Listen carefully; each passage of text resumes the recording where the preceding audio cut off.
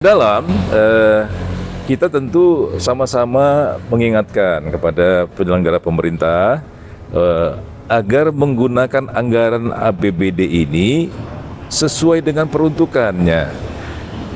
Menggunakanlah sesuai dengan kebutuhan, bukan keinginan gitu, Pak. Seperti tadi yang Bang Ferry sampaikan di Jawa Barat begitu.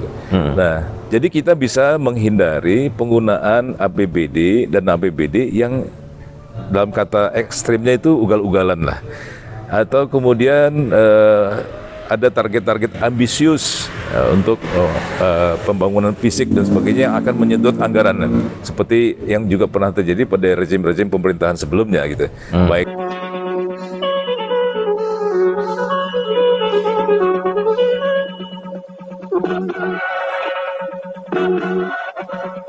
Assalamualaikum warahmatullahi wabarakatuh. Kembali lagi dengan saya Ferdi Gunsan di Gunsan Talk.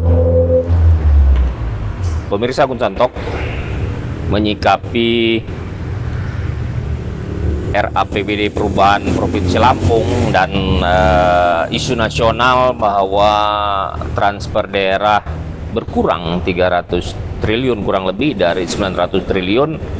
Ini perlu disikapi oleh pemerintah kabupaten kota, provinsi seluruh Indonesia, tentunya termasuk Lampung. Dan bagaimana kemandirian fiskal daerah ini harusnya nanti dengan adanya kurang transfer ya, atau transfernya dikurangi, itu kita bisa berdiskusi lebih lanjut dengan Dr. Wendy Melva soal bagaimana kemandirian fiskal daerah. Silakan Bang Wendy. Terima kasih Bang Ferdi. Assalamualaikum warahmatullahi wabarakatuh. Waalaikumsalam warahmatullahi wabarakatuh. Tapi pun, Ya pun, Bang Ferdi dan para pemirsa dimanapun berada, memang kan satu hal yang cukup mengejutkan, menarik, tapi sekaligus juga membuka mata kita. ya, Bahwa dalam pidato kenegaraan Presiden Prabowo 15 Agustus kemarin, dalam rangka penyampaian nota rancangan Undang-Undang APBN 2026, ya, dari situ kemudian kan terungkap bahwa pemerintah pusat itu berencana untuk mengurangi transfer keuangan daerah atau TKD ya, yang jumlahnya cukup signifikan, dan tentu ini boleh kita namakan pengurangan yang mencerdaskan atau membuka mata kita bahwa anggaran yang ada itu akan dialihkan untuk kegiatan kementerian dan lembaga di pemerintahan pusat. Nah, ini tentu akan berdampak cukup serius bagi fiskal daerah, karena memang sampai saat ini mayoritas daerah-daerah baik provinsi, kabupaten, kota ini keberlangsungan pemerintahannya masih sangat tergantung dengan transfer dari pemerintah pusat, Bang Ferdi. Nah, jadi ini tentu hal yang benar kata Bang Ferdi tadi, patut untuk kita sikapi dalam rangka untuk mencari langkah-langkah dan mengantisipasi supaya keberlangsungan pemerintah daerah ini bisa tetap berjalan meskipun dengan target penerimaan transfer dari pemerintah pusat itu akan dikurangi pada tahun anggaran 2026. Nah, saya mau ngambil contoh di Jawa Barat ya, Jawa Barat dengan gubernurnya Deddy Mulyadi. Ini sebelum ada gembar-gembor pengurangan transfer daerah, itu di Jawa Barat sudah melakukan efisiensi. Efisiensi artinya dia belanja sesuai kebutuhan. Jadi yang nggak perlu tidak dibelanjakan. Misalnya salah satu contohnya soal dana hibah ya. Dana hibah yang terus-menerus, ada dana hibah fiktif yang bertriliun-triliun itu. Ya luar biasa itu dana hibahnya. Akhirnya dia kurangi. Termasuk juga di Kominfo yang dari berapa ratus miliar itu menjadi 5 miliar kalau nggak salah ya. Dari situ efisiensinya menurut dia sesuai kebutuhan belanja. Begitu juga soal pendidikan. Pendidikan itu tidak lagi melakukan belanja-belanja digital yang sebenarnya tidak diperlukan. Yang diperlukan adalah bangku sekolah, Ya. ya kan. Papan tulis sudah punya dia, tidak diperlukan lagi yang soal digital karena mereka harus belajar menulis sebenarnya kan, Ya. yang anak-anak itu. Nah, melihat ini, apakah Lampung juga perlu seperti itu? Ini efisiensinya dulu. Ya. Terus yang kedua adalah pendapatan itu apalagi yang bisa diambil. Kalaupun tidak ada, berarti dia harus fokus pada efisiensi, kan gitu. Ya. Nah, mohon bisa ada penjelasan apakah relevan Jawa Barat, keputusan Jawa Barat atau pola Jawa Barat menyusun fiskalnya itu bisa dibawa ke Provinsi Lampung. Ya, jadi kan begini Bang Ferdi, kemandirian atau kemampuan fiskal daerah ini terdiri dari 3 kategori. Ada yang kemandirian fiskalnya kuat, ada yang kemandirian fiskalnya sedang, ada yang kemandiriannya fiskalnya lemah. Nah, dari 546 daerah, provinsi, kabupaten, dan kota seluruh Indonesia, ini yang dikategorikan sebagai yang fiskalnya kuat atau kemandirian fiskalnya cukup kuat itu hanya 26 daerah. Termasuk di Daerah ini dalamnya provinsi atau kabupaten kota termasuk juga? di dalamnya ada 11 provinsi di dalamnya. Oh, ada 11 provinsi. Dan Oke. memang Jawa Barat menjadi salah satu provinsi yang masuk kategori fiskalnya kuat. Nah, oleh karena itu, bukan hanya bagi Provinsi Lampung, pola yang diterapkan oleh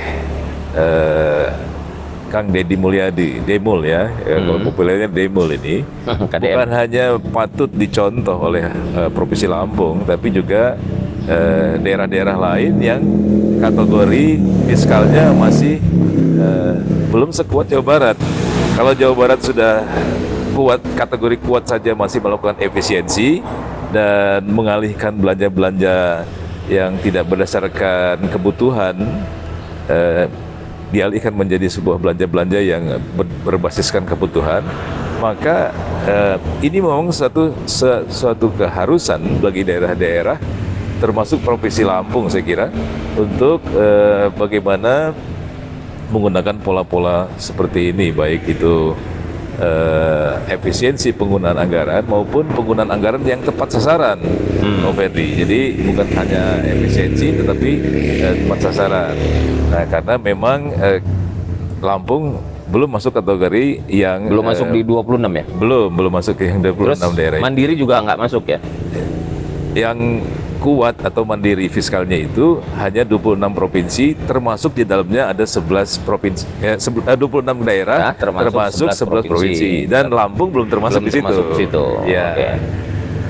Jadi sangat sedikit ya seluruh Indonesia ini ya, bisa berapa? 80-an% ya berarti ya? Ya, jadi dari total 546 daerah, provinsi, kabupaten, kota, itu 493 termasuk provinsi, kabupaten, kota yang kategori fiskalnya rendah atau dapat dikatakan terakhir itu masih menggantungkan sumber keuangannya itu dari transfer pemerintah pusat.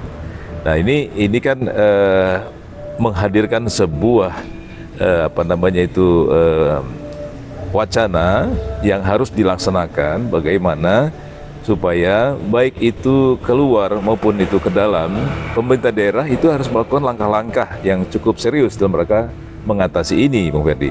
Jadi kalau keluarnya itu bagaimana pemerintah daerah dengan kreativitas yang tinggi tanpa membebani Masyarakat pada seperti ini, pajak daerah. seperti PBB gitu. Iya. Yang banyak contoh, yang cuman yang meletup sih sebenarnya Pati. Yang lain kan juga ada yang naik tuh. Iya, sebenarnya kan kita harus belajar sungguh-sungguh tuh dengan peristiwa Pati ya, karena memang sebelumnya juga ada beberapa daerah termasuk Kabupaten Semarang, gitu, Iya. Kabupaten Cirebon itu sudah menaikkan apa namanya PBB-nya bahkan lebih tinggi daripada Pati. Tapi ketika Pati meletup, mereka membatalkan semua ini. Nah, kalau PBB ini kan nggak masuk provinsi, kabupaten kota kalau PBB. Ya, PBB untuk pedesaan dan perkotaan. Ya. Ya, itu memang menjadi ranahnya kabupaten dan kota.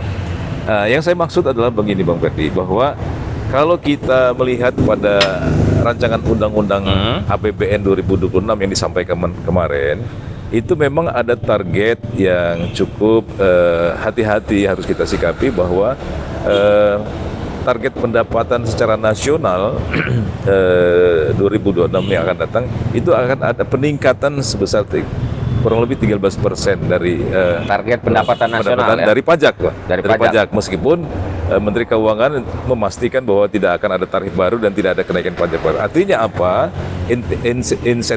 Intensivitas penggalian sumber-sumber pajak ini akan lebih ditingkatkan, dimaksimalkan, dioptimalkan. Nah, tentu ini juga akan berdampak kepada daerah kan, ini nasional kan. Nah, tentu kita juga harus komparasikan hal ini karena situasi ekonomi kita sedang tidak baik-baik aja, Bang Ferdi. Ketika masyarakat sedang kondisi ekonominya sedang tidak baik-baik saja, sementara pendapatan sektor pajak ini akan ditingkatkan. Nah, ini sebuah hal yang bisa kontraproduktif kalau bisa tidak disikapi dengan secara arif dan bijaksana. Oleh karena itu, saya menyarankan pemerintah daerah harus lebih kreatif menggali sumber-sumber penerimaan baru yang tidak membebani pajak daerah, gitu ya. Misalnya dengan pendekatan yang cukup baik dan koordinasi yang cukup baik, perusahaan-perusahaan besar itu memberikan bantuan atau sumbangan pihak ketiga yang dimasukkan kepada APBD supaya terhindar dari hal-hal persoalan-persoalan hukum dalam bentuk misalnya apakah memberikan dalam bentuk bangunan fisik dan sebagainya. Nah, ini yang bisa menambah wahana pembangunan fisik di Provinsi Lampung diantaranya gitu Bang Ferdi. Ini yang secara keluarnya. Jadi kita harus kreatif mencari sumber-sumber penerimaan baru. Yang ke dalam, kita tentu sama-sama mengingatkan kepada penyelenggara pemerintah agar menggunakan anggaran APBD ini sesuai dengan peruntukannya. Gunakanlah sesuai dengan kebutuhan, bukan keinginan gitu, Pak. Seperti tadi yang Bang Ferdi sampaikan di Jawa Barat begitu. Nah, jadi kita bisa menghindari penggunaan APBD dan APBD yang dalam kata ekstrimnya itu ugal-ugalan lah. Atau kemudian ada target-target ambisius untuk pembangunan fisik dan sebagainya yang akan menyedot anggaran seperti yang juga pernah terjadi pada rezim-rezim pemerintahan sebelumnya gitu.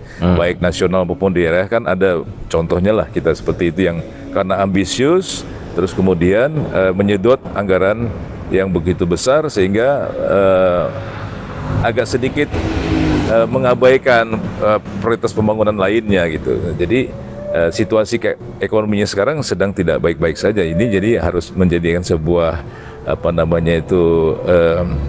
catatan penting bagi penyelenggaraan pemerintahan ke depan supaya penyelenggaraan pemerintahan ini tetap bisa berjalan dengan pembelanjaan sektor infrastruktur dasar dan pelayanan publik tetap bisa terpenuhi itu, Pak Ferdi. Ya, jadi infrastruktur dasar dan pelayanan publik ya. Publik ya. Nah, masyarakat juga kan perlu kebutuhan ekonomi kan pasti. Ya. Kalau sektor pajak ini dimaksimalkan itu ada benarnya karena tidak ada tambahan ya. Mungkin ada yang belum bayar pajak tapi akhirnya bisa bayar pajak. Ya. Nah, dengan adanya pengurangan anggaran belanja pemerintah ya baik pembangunan ataupun yang lainnya itu kan ekonomi belanja yang pasti menurun nih. Ya. Belanja ke rakyat menurun, rakyat terus membelanjakan lagi juga menurun kan gitu. Ya. Nah, sektor-sektor tadi yang pendapatan lainnya yang harus kita cari tapi tidak memberatkan itu menurut Bung Wendy apa aja sih?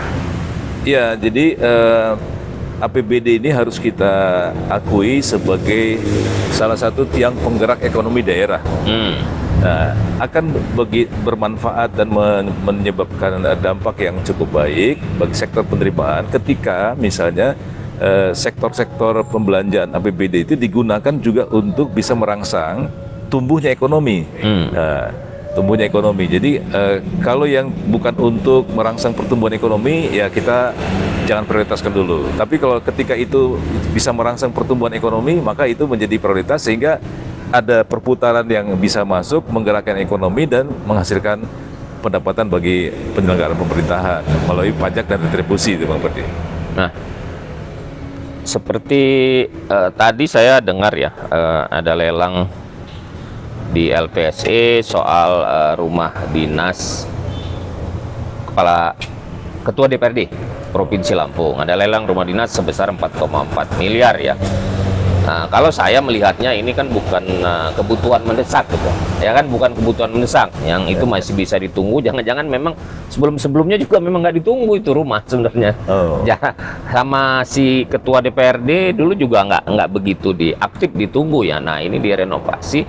Apakah hal-hal seperti ini harusnya ditiadakan? Ya, saya belum mengikuti Bang Ferdi. Hanya kalau memang informasi ini benar ya tentu kita menyayangkan kalau dana sebesar 4,4 miliar gitu hanya digunakan untuk renovasi rumah dinas yang mungkin masih bisa cukup layak untuk dinikmati. Kan tentu publik, masyarakat membandingkan ketika mayoritas masyarakat sedang kondisi rumahnya sedang tidak baik-baik saja, sementara penyelenggara pemerintah daerah menyelenggarakan renovasi rumahnya sampai angka sekian besar. Ya, itu sebaiknya dia jangan diprioritaskan dulu lah. Jangan prioritas ya. Itu. Jadi kebutuhan ya. Kalau kebutuhan itu kebutuhan utama mungkin sekolah ya. Perbaikan-perbaikan yang sesuai kebutuhan yang memang mau digunakan gitu kan. Yang memang mau digunakan untuk kepentingan rakyat banyak. Jadi dari efisiensi belanja ini ketika dikurangin kita harus efisiensi. Sesudah efisiensi harus ada potensi income yang lebih besar dengan tanpa memberatkan tadi ya, tanpa memberatkan masyarakat ataupun rakyat yang ada di daerah kita tentunya di Provinsi Lampung ini.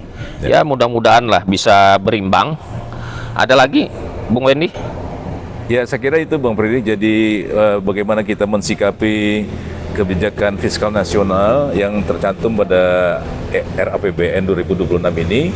Tentu pertama kita harus kreatif mencari sumber-sumber penerimaan tanpa membebani rakyat. Yang kedua, tentu kita ke dalam harus betul-betul menggunakan anggaran yang ada, yang tersedia ini didasarkan kepada kebutuhan, bukan karena keinginan saja. Dan kita harus agak mengerem diri atau menghindari hal-hal program-program atau proyek-proyek yang bernilai ambisius barangkali seperti pada rezim-rezim pemerintahan yang sebelumnya gitu kan. Saya kira itu Bang Ferdi. Mudah-mudahan Lampung bisa dengan pola yang diterapkan ini bisa mendayungi pemerintahan daerah dengan tetap melayani sektor infrastruktur dasar dan pelayanan publiknya dengan baik. Nah, ada satu lagi nih terakhir, tadi saya lupa soal kegiatan-kegiatan seremonial ya. Kalau menurut saya itu memerlukan biaya gitu. Seremonial itu kan nanti tempatnya, makannya, kemudian ada banner-banner juga, ya kan? Itu biaya ya, walaupun kecil, tapi kalau tiap hari ini digulirkan terus oleh pemerintah, kan ini memang ada belanja untuk publik juga kan, karena ada makan tentunya ada ini juga. Tapi apakah itu seperti itu yang dibutuhkan? Apakah seperti itu gitu yang ini? Apakah itu harus dikurangi juga? Ya, dari 14 item PMK Menteri Keuangan itu kegiatan-kegiatan seremonial itu salah satu yang menjadi sasaran untuk supaya dilakukan efisiensi mungkin. Oh, salah satunya itu ya. Dari PMK-nya Menteri Keuangan ya, salah satunya itu ya, yang pemborusan di situ ya. Iya. Tapi kalau yang di hotel-hotel rapat-rapat Ya mungkin itu juga termasuk Masuk kan, situ ya. pengertiannya itu. Jadi Ya. gunakan tempat sendiri aja. Ya. Oke, pemirsa akun Santok, tadi sudah dijelaskan oleh Bung Wendy soal bagaimana efisiensi, bagaimana kemandirian fiskal daerah, dan belanja juga sesuai kebutuhan. Yang belum penting tidak dibelanjakan. Ini terkait juga kita pembicaraan kita atau podcast kita sebelumnya soal belanja pegawai yang meningkat lebih dari 30%, itu belum sesuai dengan peraturan Undang-Undang Nomor 1 Tahun 2022 Pasal 146. Tapi walaupun itu berlakunya di 2027 nanti paling lambat, tapi tentunya kita sudah mulai belajar bagaimana efisiensi dan belanja sesuai kebutuhan. Dan yang terakhir, Provinsi Lampung juga harusnya transparan. Jawa Barat sudah memulai transparan, ini lo anggarannya, ini diperlukan dulu, ini untuk ini, untuk ini. Dan kerjasama dengan kabupaten kota diekspos sama dia luar biasa. Jadi rakyat tahu dan rakyat juga sangat walaupun dia tidak tahu detailnya, tapi dia merasa daerahnya dipedulikan. Dia merasa oh ini benar loh, ada efisiensi. Mudah-mudahan bincang-bincang kita di sore hari ini ada manfaatnya. Lebih kurangnya mohon maaf. Wabillahi taufiq wal hidayah. Wassalamualaikum warahmatullahi wabarakatuh. Waalaikumsalam warahmatullahi wabarakatuh. Tapi Pun. Ya pun. Ya, terima kasih Bang Ferdi.